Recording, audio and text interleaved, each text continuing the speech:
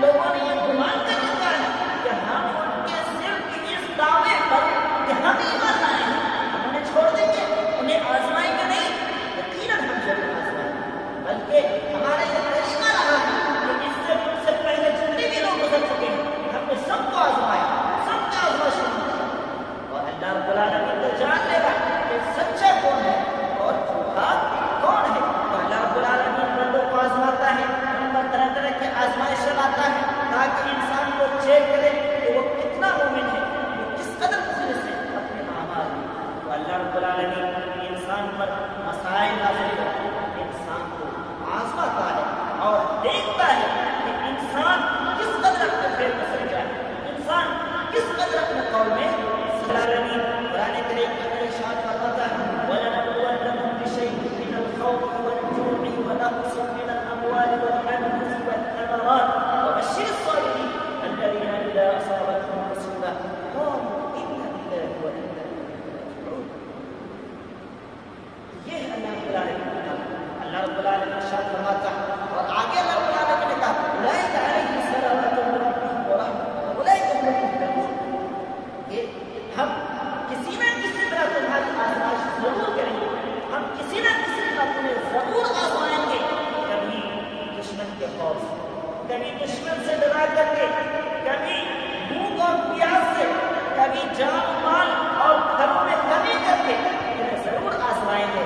اللہ رب العالمین نے مزید کہہ دیا کہ لوگوں کو خوشخبری سنا دو وَبَشِّرِ الصَّابِرِينَ الَّذِينَ إِذَا أَصَابَتْهُم مُّصِيبَةٌ قَالُوا إِنَّا لِلَّهِ فرمایا تو ان لوگوں کو خوشخبری سنا دو، ان لوگوں کو بشارت دے دیجیے، خوشخبری دے دیجیے ان لوگوں کو جو صبر کرتے ہیں اس وقت جب ان کو مصیبت نازل ہوتی ہے اور وہ کہہ دیتے ہیں اِنَّا لِلَّهِ وَإِنَّا إِلَيْهِ رَاجِعُونَ، ہم تو اللہ کی ملکیت ہے، ہمیں تو اللہ ہی کی طرف لوٹ کر جانا ہے، ہمیں تو اللہ رب العالمین کے پاس جانا ہے۔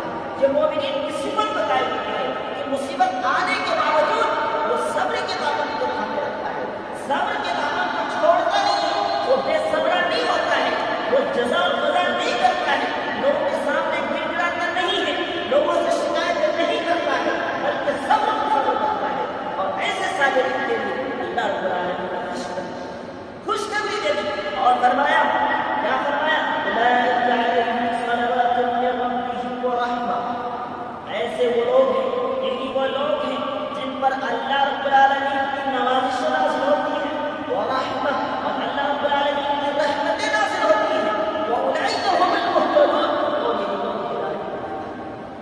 یہی لوگ ہدایت یافتہ ہیں۔ پتہ یہ چلا، معلوم یہ ہوا کہ اللہ رب العالمین نے اس آیت کریمہ کے اندر صبر کرنے والے، مصیبت پر جزا و سزا نہ کرنے والے، بلکہ صبر کے دامن کو تھامنے والوں کو تین چیزوں کی خوشخبری دی، تین چیزوں کی ضمانت دی ہے۔ پہلی چیز أُولَٰئِكَ عَلَيْهِمْ صَلَوَاتٌ مِّن رَّبِّهِمْ، کہ ان پر اللہ کی نوازشیں ہوتی ہیں، اللہ کے انعامات اور اکرامات ہوتے ہیں، جس کے نتیجے میں اس کی زندگی خوشحال ہوتی ہے، وہ لوگوں سے مانگتا نہیں ہے، لوگوں کے سامنے دست سوال دراز نہیں کرتا۔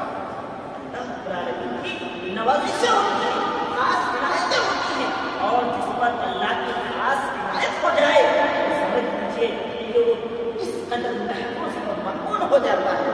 اور فرمایا وعلیہم رحمۃ، اور یہ بھی ان پر اللہ کی رحمتیں نازل ہوتی ہیں، ان پر اللہ کی رحمتیں نازل ہوتی ہیں، اور اللہ کی رحمت میں جو شخص آ جائے تو سمجھ لیجیے کہ اسے کوئی تکلیف نہیں پہنچا سکتا ہے، اسے کوئی گزر نہیں پہنچا سکتا ہے، اسے کوئی اذیت میں مبتلا نہیں کر سکتا ہے، بلکہ وہ تو اللہ کی حفاظت میں ہوتا ہے، اللہ کی پروٹیکشن میں ہوتا ہے، اور فرشتے اس کی حفاظت کرتے ہیں، کوئی اسے تکلیف نہیں پہنچا سکتا۔ یہ دوسری چیز ہے۔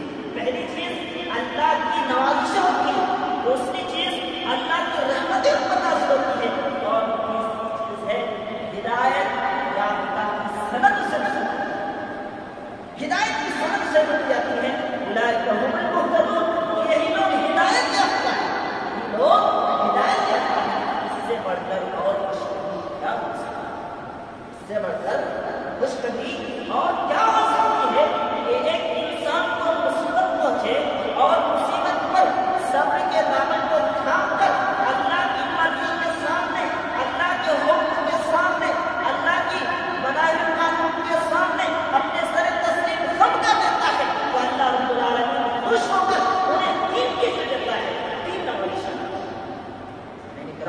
یہ صبر کرنے والوں کی فضیلت ہے.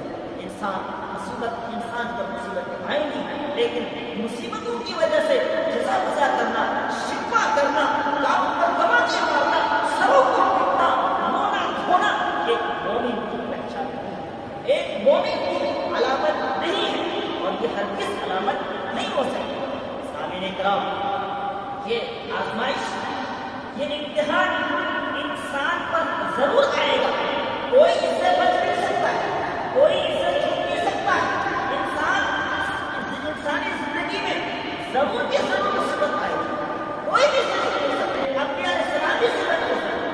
جب انبیاء محفوظ نہیں ہیں تو پھر دوسرے لوگ کیسے محفوظ کر سکتے ہیں، کیسے محفوظ کر سکتے ہیں؟ بلکہ انبیاء علیہ السلام اور رسول علیہ السلام نہیں بچ سکتے، بلکہ تمام انبیاء میں خاص افضل الرسل سید المرسلین خاتم النبیین محمد صلی اللہ علیہ وسلم بھی اس مصیبت سے نہیں بچ سکے. محمد صلی اللہ علیہ وسلم بھی اس مصیبت سے نہیں بچ سکے. تاریخ شاہد ہے کہ آپ نے دعوتی زندگی میں جتنی مشکلات اور جتنی پریشانیوں کا سامنا کیا، شاید ہی کسی اور کو پریشانی کا سامنا کیا. تاریخ میں سنہرے حضور سے لکھے ہوئے آپ پر جو مصیبتیں آئیں، آپ پر پتھر پھینکے گئے، آپ کے قدم مبارک خون سے لطمت ہو گئے، آپ کا چہرہ مبارک زخمی کر دیا گیا، اور یہی نہیں بلکہ آپ کے گردان مبارک شہید کر دیا گیا، اور آپ پر نہ جانے کیا کیا الزامات لگائے گئے. ساحر کہا گیا، جادوگر کہا گیا، مجنون کہا گیا، اور بے شمار الزامات لگائے گئے.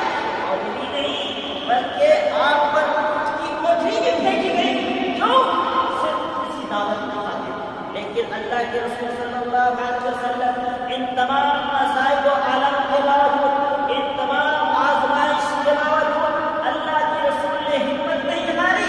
ہمت ہار کر گھٹنے ٹیک نہیں دیے، بلکہ ڈٹ کر آزمائش کو مقابلہ کیا. اللہ رب العالمین کے فیصلے پر راضی ہو کر ان تمام مسائل کا مقابلہ کیا، اور نتیجہ یہ ہوا کہ اللہ کے چہیتے بن گئے، اللہ کے برگزیدہ بندہ بن گئے. کیوں؟ اس لیے کہ مصائب و آلام کو انہوں نے سامنا کیا، اور مصائب و آلام کا سامنا کرتے ہوئے اللہ کے پیارے اللہ کے چہیتے بن گئے. سامعین کرام، یہ ہے کہ انسان پر مصیبت آئے گی، لیکن مصیبت پر صبر کرنا چاہیے. ایک مومن کی علامت ہے جزا بزا نہیں کرنا چاہیے. اللہ کے رسول سے زیادہ تکلیف کس کو پہنچے؟ کسی کو نہیں. لیکن اللہ کے رسول ان مسائل کا سامنا کیا، اور ان مشاکل کا سامنا کرتے ہوئے جو اصل ہدف اور جو اصل ٹارگیٹ تھا، ٹارگیٹ کو ملا. اس سے ہمیں ایک سبق یہ ملتا ہے، اس سے ہمیں سبق یہ ملتا ہے کہ آپ جب کسی میدان میں اتریں گے تو آپ کے سامنے طرح طرح کی رکاوٹیں آئیں گی، طرح طرح کی پریشانیاں آئیں گی، آپ کے راہ میں حائل ہوں گی. لیکن ایک عقل مند دور اندیش کی پہچان یہ ہے کہ ان پریشانیوں